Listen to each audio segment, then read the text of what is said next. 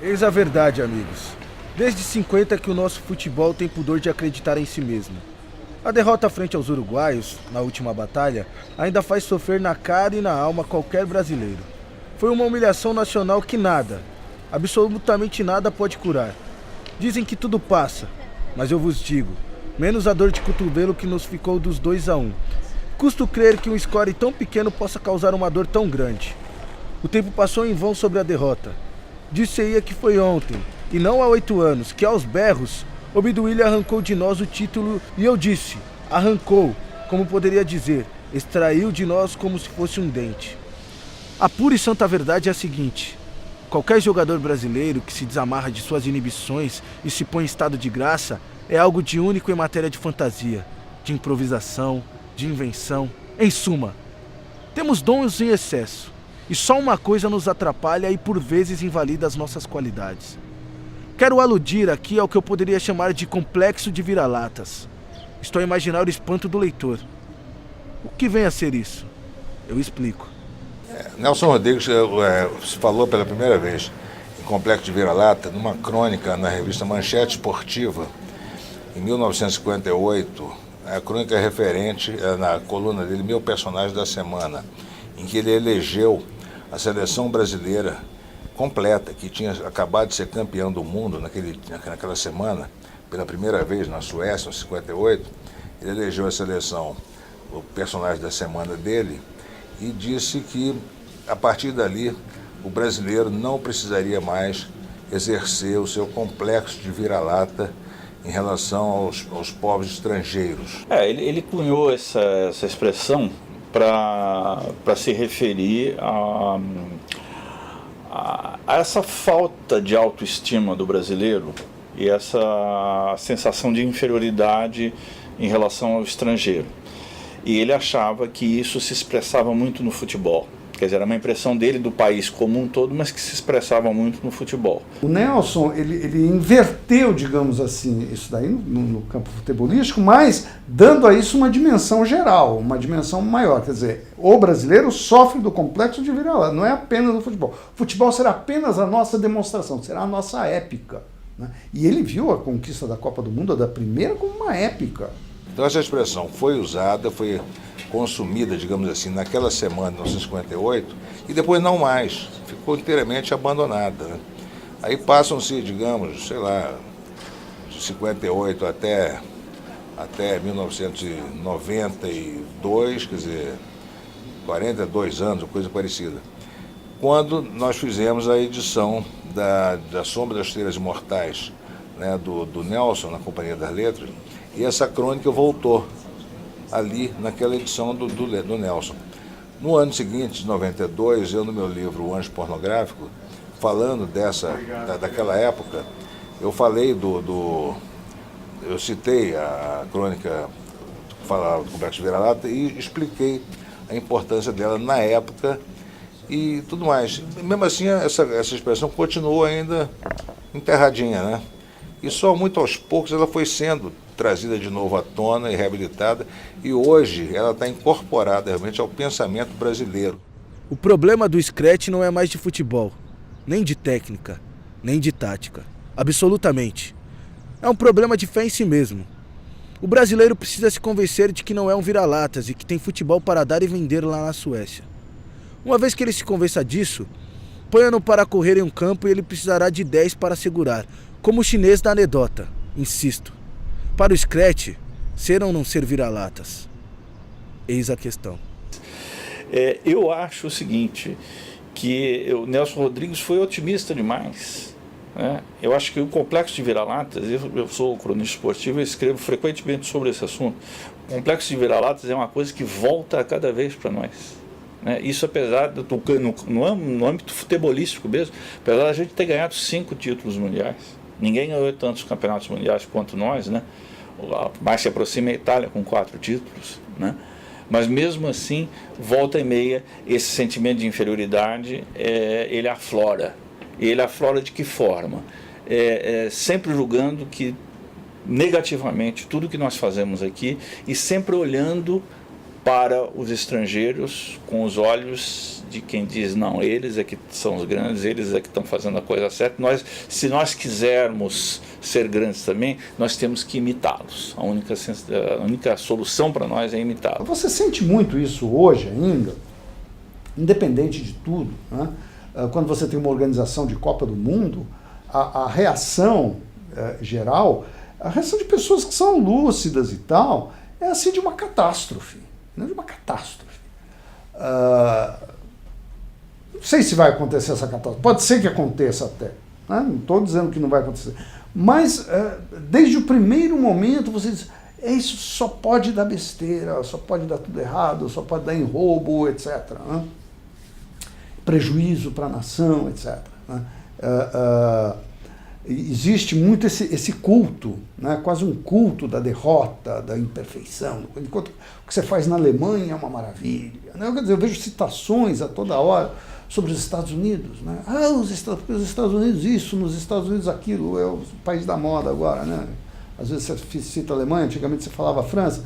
Bom, tudo bem, certamente são culturas, países que têm muitas virtudes, mas também têm problemas. Então eu acho que existe sim, isso, eu partilho assim, dessa ideia de que existe uma coisa muito localizada, existe essa coisa muito localizada na classe média.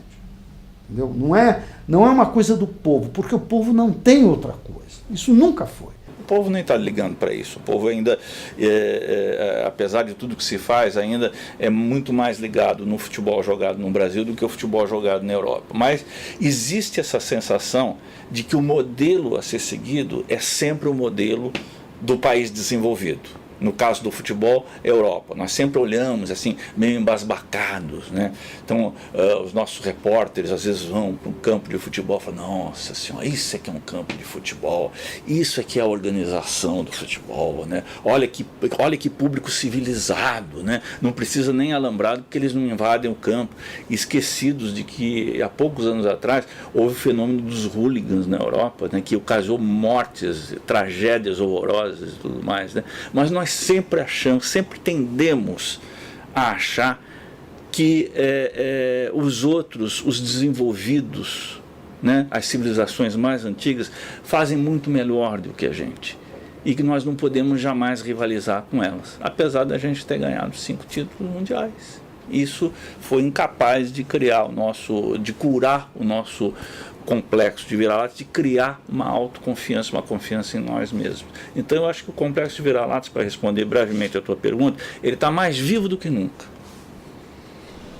Por complexo de vira-lata, entendo eu, a inferioridade em que o brasileiro se coloca voluntariamente em face do resto do mundo. O complexo de vira-lata não é uma coisa que os brasileiros sofram, é uma coisa que foi inoculada nos brasileiros por, eu digo assim, uma parcela da elite brasileira para desvalorizar o que era feito aqui dentro e manter o país submisso a determinadas ideias, para fazer com que o país aceitasse determinadas diretrizes e tal. Quem construiu essa questão? Quando essa questão se tornou importante? Ela se tornou importante para quem? Eu acho que é essa a pergunta que tem que ser feita.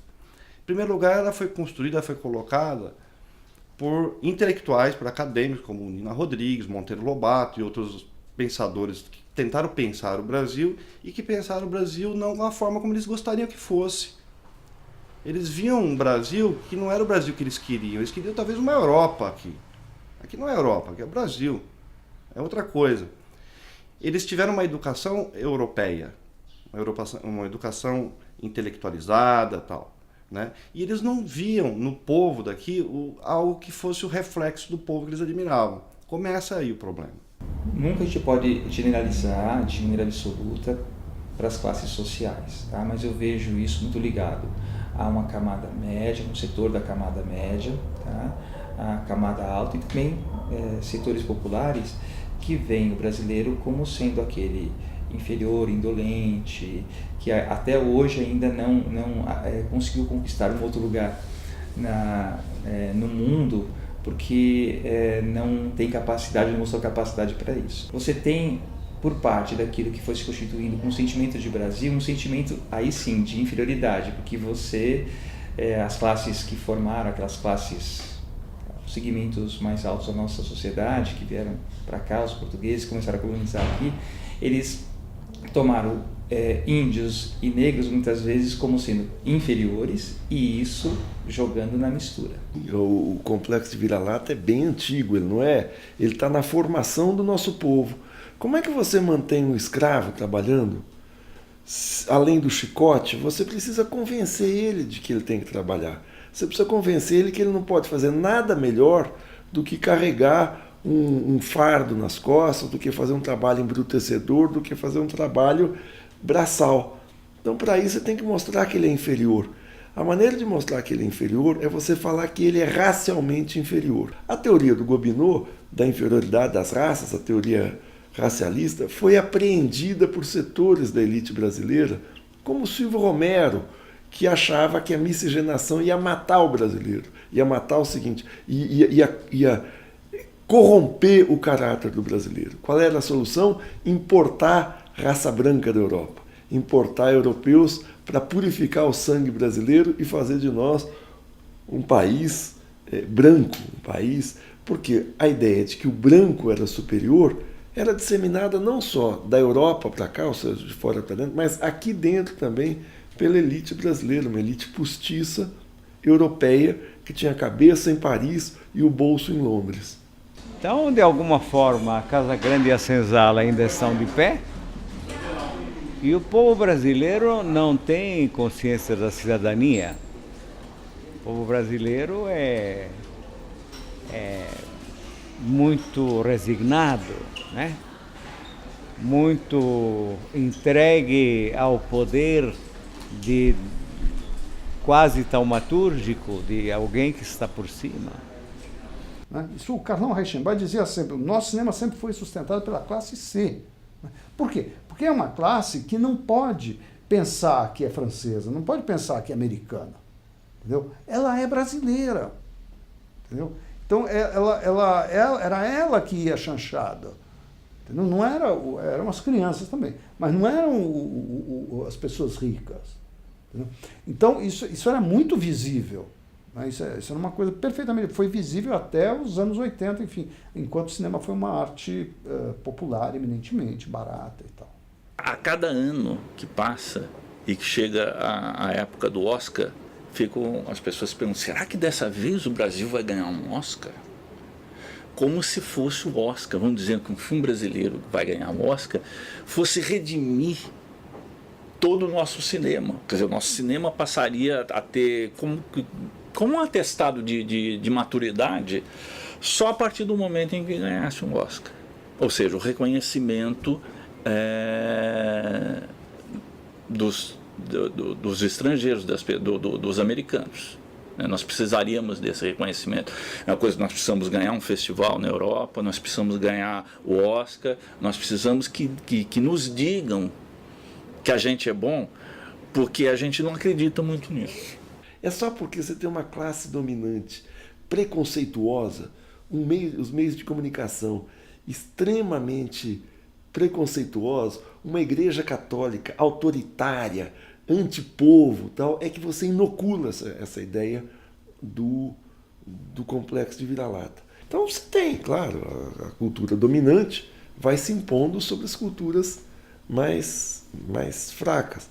Agora, também isso faz parte da evolução do mundo do capitalismo. Eu acho que a gente tem que colocar, tentar fazer com que a nossa cultura também viceje, mas isso não depende só, não é uma luta, não é uma disputa que você resolve no terreno da cultura. Você resolve isso no terreno da política, com incentivos culturais, com uma política cultural de Estado que possibilite que manifestações culturais localizadas possam ter oportunidade, possam se viabilizar. Absorver a coisa do exterior é bom. Ser absorvido pela coisa é ruim. Né? São dois movimentos diferentes. Né? Quando você absorve, você responde. Você não é passivo. Quando você é absorvido, né? Quando você diz, tudo que sei lá, que acontece em Nova York, as luzes de Nova York são uma beleza, as luzes de São Paulo são uma porcaria. Não é bem isso, né? Aí você fica uma coisa colonizada, né? E de fato é uma coisa muito pobre, muito michuruca mesmo, né? E é uma coisa que anda mais ou menos sendo difundida com esse negócio de mundialização, de globalização.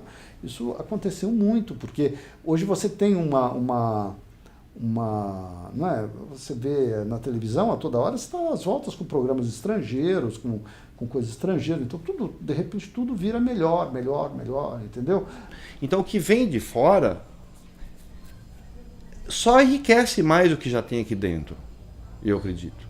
Não pode escancarar totalmente, obviamente, não, só vamos adotar o que está lá fora. Quem faz isso, não, só o que está lá fora que é bom, esse sim sofre do complexo vira-lata. É aquele que fala, olha, a culinária brasileira é só cebola e alho. Não, na verdade demonstra um desconhecimento profundo sobre a cultura brasileira, sobre o povo. Porque o que há de bom na culinária brasileira vem do povo. Haja vista a feijoada. Ela não foi criada pela elite, que eu saiba, né? Só se estiver enganado. Ou mudaram a história. E hoje, se negamos o scratch de 58, não tenhamos dúvidas. É ainda a frustração de 50 que funciona. Gostaríamos talvez de acreditar na seleção. Mas o que nos trava é o seguinte: o pânico de uma nova e irremediável desilusão. E guardamos para nós mesmos qualquer esperança. Só imagina uma coisa: se o Brasil vence na Suécia, se volta campeão do mundo, a fé que escondemos, a fé que negamos, rebentaria todas as comportas e 60 milhões de brasileiros iam acabar no hospício. Ainda não há a clara percepção de que somos brasileiros e que esse país está destinado a um futuro inevitavelmente excelente, porque é único no seu gênero, único, realmente único, em termos de recursos, muito espaço para pouca gente, né? Basta lançar um anzol e vem o peixe, o coco cai na cabeça do indivíduo por conta própria, né? Frio não o conhecemos, frio verdadeiro, né? Portanto, não precisamos de cobertores, normalmente, a maioria dos brasileiros não precisa de cobertores. Subsolo riquíssimo, né? De repente descobrimos o pré-sal. É único, é um país único, destinado a ser o paraíso terrestre. Então, mais cedo ou mais tarde será. E eu acho que isso vem se afirmando. Hoje em dia a gente vive o que se fala um surto conservador. Eu acho que não tem um surto conservador. O que nós temos é o contrário, nós temos um surto de afirmação das diferenças, da pluralidade do povo brasileiro, que é um povo negro, mestiço, tem a sua orientação sexual que quer, quer deixar de ser pobre e quer tomar conta dos destinos do país, quer decidir, opinar sobre o que a comunidade vai fazer ou vai deixar de fazer, e aí você passa a ter uma reação daqueles setores que não querem que isso aconteça. Por conta do crescimento econômico, que a gente conseguiu adquirir uma distribuição de riquezas mais igualitária entre as classes, as pessoas começam a se sentir mais capazes de melhorar de vida, né? Com o trabalho, com o fruto do seu esforço. Tá? Claro que tem o esforço de cada um, a capacidade de cada um, e tem também políticas que foram sendo criadas para favorecer essa diminuição da desigualdade. Tá? Mas a experiência que as pessoas têm muitas vezes é de que ela conseguiu. Tá? Alguns reconhecem, isso tem sido mostrado pelas votações dos últimos anos, alguns reconhecem a importância das políticas públicas, sim, mas tem muito do que cada um pode realizar. Eu acho que isso faz com que as pessoas se sintam de fato capazes, se sintam potentes para pensar até o Brasil como um país forte, um país que realmente tem o que dizer, tem o que fazer no cenário mundial. Eu acho que o Brasil não tem que se preocupar em ser anfitrião da Copa. A Copa do Mundo é um evento postiço colocado no Brasil para o Brasil mostrar ao mundo que ele é um lugar legal, que ele é um lugar bacana, que olha como nós somos desenvolvidos. A Copa está sendo feita no regime quase que de ocupação por parte dessa máfia chamada FIFA. Quer até mudar o nome do estádio Mané Garrincha, não querem deixar vender acarajé nos estádios em Salvador. Então você tem uma imposição. Eu acho que a gente devia ter nenhuma preocupação para o Brasil fazer boa figura como anfitrião da Copa. Que nós façamos boa figura em campo. Isso tudo bem. Porque da maneira como está colocada a Copa, ela é uma imposição de fora, mas ela vem para tolher o que nós temos de melhor. E é uma máquina de gerar dinheiro para pouca gente. Acho que não é isso. Eu acho que o Brasil tem que ser um bom anfitrião para si mesmo. O Brasil tem que ser um bom anfitrião para o seu povo. Ser um bom anfitrião para o seu povo é o seu povo ter condições de ter uma boa vida, ter emprego, ter salário e decidir sobre o que quer da vida. Isso é que faz com que a gente perca o complexo de vira-lata, para que a gente não viva para se mostrar para fora. Mas eis a verdade. Eu acredito no brasileiro. E pior do que isso, sou de um patriotismo inatual e agressivo, digno de um granadeiro bigodudo. Tenho visto jogadores de outros países, inclusive os ex-fabulosos húngaros, que apanharam aqui dos aspirantes enxertados do Flamengo. Pois bem, não vi ninguém que se comparasse com os nossos. Falam-se de um Puskás. Eu contra-argumento com um Ademir, um Didi, um Leônidas, um Jair, um Zizinho. A santa verdade é a seguinte: qualquer jogador brasileiro, quando se desamarra de suas inibições e se põe em estado de graça, é algo de único em matéria de fantasia, de improvisação, de invenção. Em suma, temos dons em excesso. E só uma coisa nos atrapalha e por vezes invalida as nossas qualidades. Quero aludir ao que eu poderia chamar de complexo de vira-latas.